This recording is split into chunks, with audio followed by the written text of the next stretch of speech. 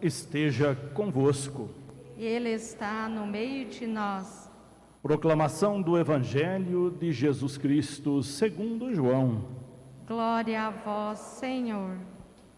Naquele tempo disse Jesus a Nicodemos: do mesmo modo como Moisés levantou a serpente no deserto, assim é necessário que o Filho do Homem seja levantado, para que todos os que nele crerem tenham a vida eterna.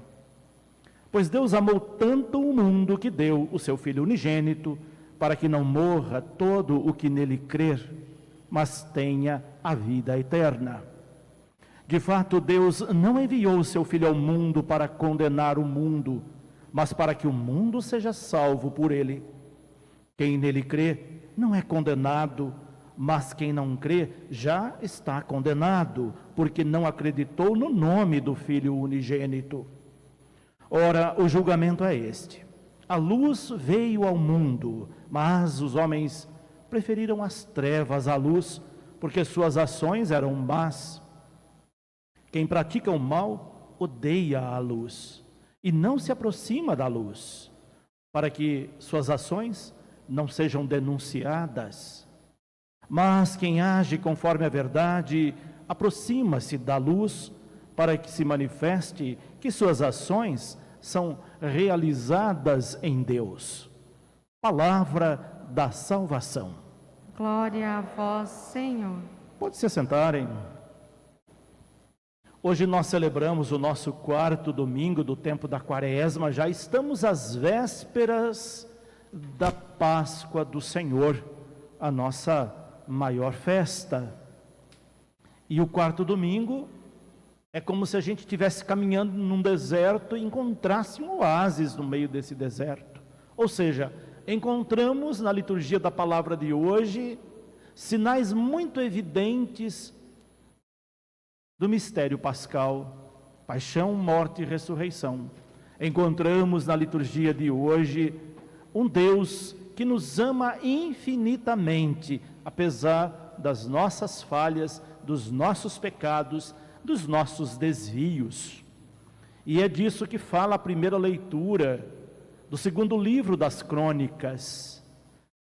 Essas crônicas são crônicas do povo hebreu.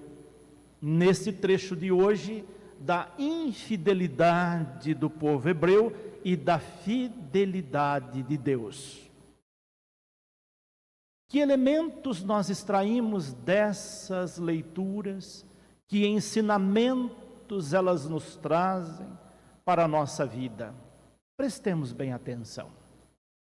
O povo amado por Deus, depois que estavam muito bem em Sião, em Jerusalém, que é a mesma coisa, eles se desviaram do caminho de Deus, praticaram atos abomináveis, que Deus repudia veementemente. Criaram outros deuses, adoraram estátuas que confeccionaram com as próprias mãos, fizeram coisas e colocaram coisas no lugar de Deus, e isso desagradou profundamente a Deus.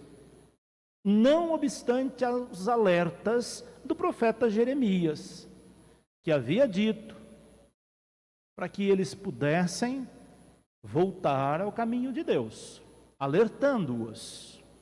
Porém, eles não escutaram os profetas e continuaram fazendo coisa errada.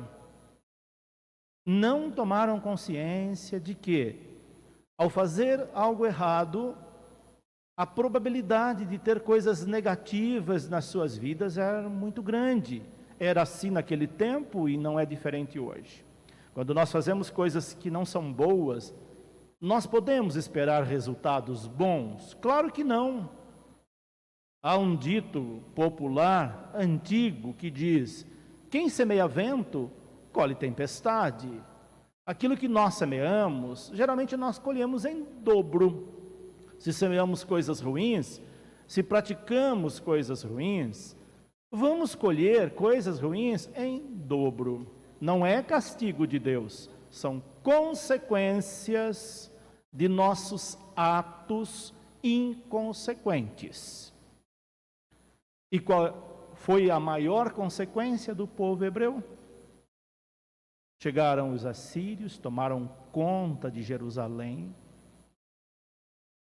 Veio o rei Nabucodonosor, poderoso na época. A Babilônia havia se tornado num grande império e suplantou muitos outros impérios. E dentre eles, levou o povo hebreu, do maior ao menor, para o exílio na Babilônia. Ou seja, escravizou aquele povo. Eles foram obrigados a deixar suas casas, suas terras, e ir como escravo à Babilônia. Veja que triste. Parece que a história da escravidão do Egito se repetiu. E eles então, ao estarem ali, escravos, sentiam muita saudade de casa, o desejo muito grande de voltar para casa, de voltar para a sua terra, de ter as suas coisas, de não serem mais escravos. Nunca eles esqueceram Sião, nunca esqueceram Jerusalém. A gente não esquece as coisas, as pessoas, os lugares que a gente ama, sobretudo quando somos obrigados a nos afastar deles de uma forma forçada e não por opção. Daí então nós entendemos esse belíssimo salmo que nós ouvimos, que se prenda a minha língua ao céu da boca, se de ti, Jerusalém, eu me esquecer.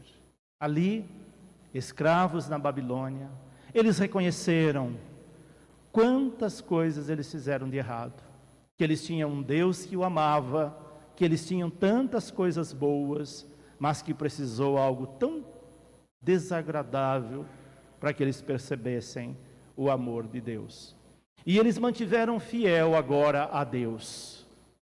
Precisaram chegar no fundo do poço, ter um tropeço desse porte para poder reconhecer o amor de Deus. Às vezes nós precisamos ser conduzidos para muitos exílios na nossa vida, para nós reconhecermos o amor de Deus. Há um outro dito que diz: quem não conhece Deus pelo amor, o conhece pela dor. Esse povo conheceu Deus pela dor. E agora eles cantam este salmo junto aos rios da Babilônia. Ali, sentados, chorando, fazendo memória de Sião, da sua terra, da sua casa, eles lembram: éramos felizes e não sabíamos.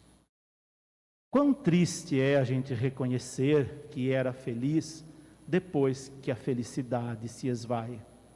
E é essa preocupação que Deus tem conosco. Por isso, Ele vai suscitar entre os pagãos alguém que iria trazer de volta esse povo para a sua terra. Veja como Deus é surpreendente. Onde a gente menos espera, Ele faz ali algo inusitado. O rei Ciro foi uma grande surpresa para o povo hebreu. E ele que fez o decreto trazendo de volta o povo.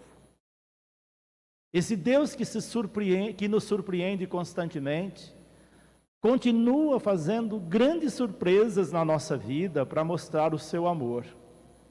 É o que mostra o evangelho de hoje. Nesse evangelho nós temos o trecho do diálogo de Jesus com Nicodemos. E ali, Jesus diz para Nicodemos que, do mesmo modo como Moisés levantou a serpente no deserto, naquele momento em que o povo reclamava contra Deus, brigava e vinham serpentes venenosas e os picavam, morreu muita gente. Deus pediu que Moisés fizesse uma serpente de bronze e a levantasse, e todo aquele que olhasse para ela seria curado. Aqui tem um simbolismo muito importante. Primeiro, uma grande surpresa de Deus. Com aquele instrumento de morte que era a serpente, ele faz o antídoto contra o veneno da serpente. Ainda hoje é assim. Quem é picado por uma serpente, é o próprio veneno da serpente que combate o mal. A mesma coisa com agora o vírus da Covid. É o próprio vírus desativado que, ao ser vacinado, você vai ficar imune, protegido contra o vírus. E assim foi com a cruz. A cruz é aquele instrumento abominável de morte. Ao ser levantado com o Filho de Deus, essa cruz medonha passa a ser instrumento de redenção. Veja como que Deus nos surpreende. Ele nos surpreende constantemente. Sabe por que Ele faz isso? Porque Ele nos ama. E demora, custa a gente perceber o quanto Ele nos ama. Por isso, ao nos aproximarmos da Páscoa do Senhor, ainda dá tempo de nós fazermos algumas correções na nossa vida. Quem sabe, e com certeza Ele faz, não quem sabe, Ele fará, Ele terá misericórdia de nós, se nós buscarmos corrigir nossas falhas, nossos erros. Evitaremos muitos exílios, evitaremos muitas mortes, porque nós ouvimos a voz dos profetas, a voz de Deus, que nos ama e que nos quer o bem.